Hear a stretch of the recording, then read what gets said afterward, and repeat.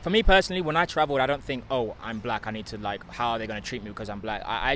We're all humans, you know what I mean? Oh, I love your skin color, or I love your hair, I love black people. I definitely don't miss America. I tell people all the time, I'm not coming back. Hey, Be the Nomad here from Medellín, Colombia. Colombia consists of people with many different backgrounds and ethnicities. You can meet afro-colombians, european-colombians, asian-colombians, and everything in between. So with such a diverse country, we decided to ask a few of the foreigners here what their experience have been being black here in Colombia. So, where are you from? I am from North Carolina. I tell people the whole United States, but the last place that I lived in the U.S. is North Carolina. Originally from Philadelphia, but moved here from South Florida. Been here since March, man.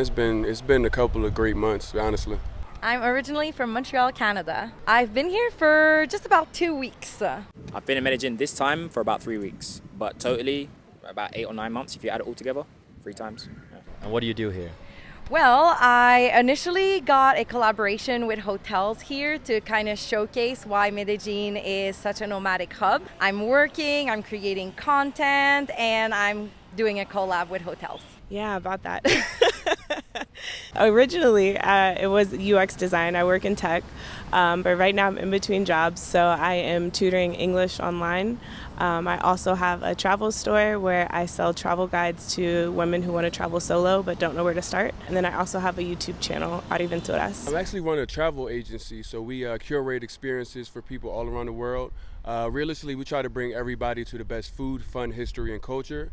And that's why we're in Medellin. Colombia has been a fan favorite, to be honest with you, over the years. In Medellin, probably off and on like a year and a half, and all of Colombia off and on like 2 years. Medellin feels like home for me. The weather attracted me a lot.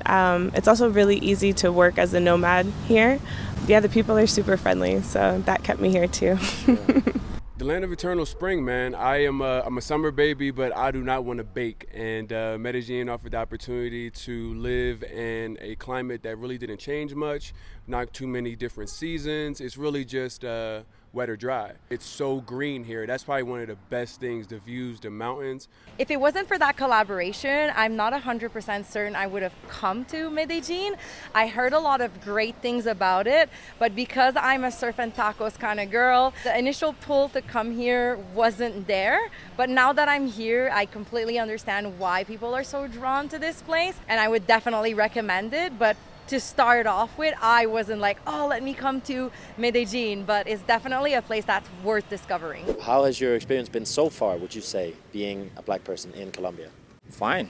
I've not had any problems being black in Colombia. I've been all parts of the city. I've been to other cities, especially in Cartagena. It's like more black people, more people of color, if you want to call it that. I think in general it's been good. I don't feel like I come across a lot of judgmental people just off of my appearance. If anything, it might be like judgmental in a positive way, because there are a lot of people who are just like, oh, I love your skin color, or I love your hair, I love black people. Like in Cali, when I was visiting there, I blended right in. So a lot of people just assume I'm Afro-Colombian until I start speaking.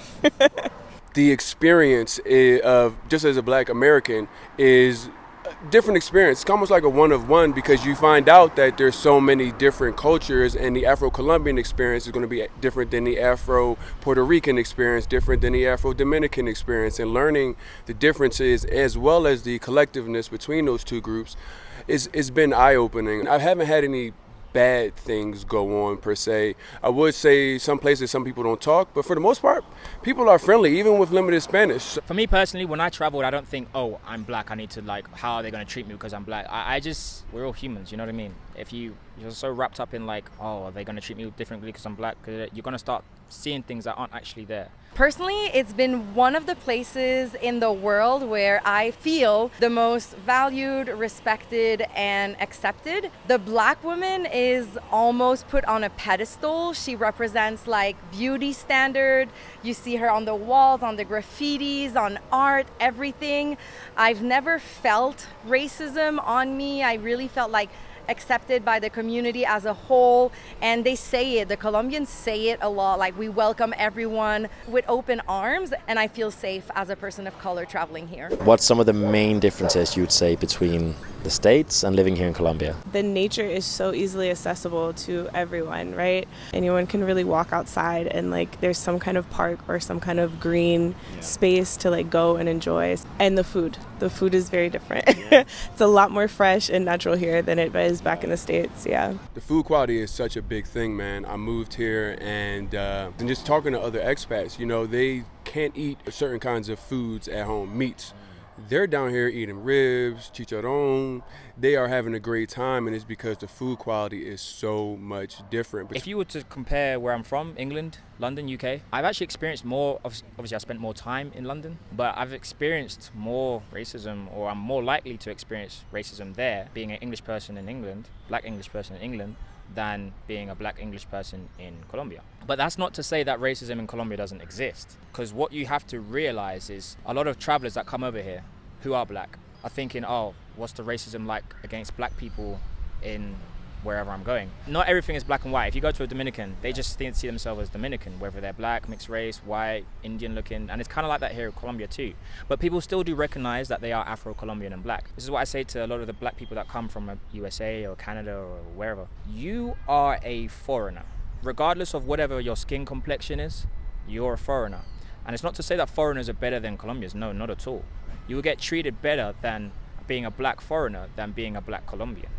So I can't tell you the experience of a black Colombian in Colombia. I can tell you my experience as a black foreigner in Colombia. I don't feel like I'm in a rat race anymore. That was the biggest reason I left the States, because I felt like no matter how much more money you kept making, there was always them adding that to the bottom line. The groceries went up, the gas went up. So that dollar amount you're getting is just putting you into a different tax bracket. I definitely don't miss America. I tell people all the time, I'm not coming back. Can you talk a little bit about the names they used to call each other down here? Because I feel like it's a little bit different than the ones we would use in Europe, maybe. Right, so negro, they will sometimes refer to me as negro. I get where they're coming from. It means black, obviously, in Spanish. And you're not going to go around Europe and say, hey, black. It's like, what the fuck? Like, you can't do that. So I get where they're coming from. It's like a term of endearment here. But I still will correct people and say, señor. Es señor, no es negro, es señor. That was a famous incident in the UK with Edison Cavani, plays for Man United, and some of his friends were congratulating him. Cavani then said, gracias, mi negro. In Latin America, that's like totally normal, but in Europe or the USA or Canada, it's totally not okay. For any other people who might be concerned about going to South America as a black person, is it something they should think about, or should they just go and just enjoy it? That shouldn't even be on your radar. Like, it shouldn't even be on your radar. I'm not saying that there's no racism in Colombia. You might see a lot of the billboards and a lot of the adverts around the city might not have too many darker complexion people on there. 10% of Colombia's population are black. You know, the percentage of black people in Colombia is a lot higher than, let's say, the UK. Yeah, if you're coming to Colombia still, you shouldn't have that in your mindset, because the people from the West, are different, and maybe probably not even in a good way different.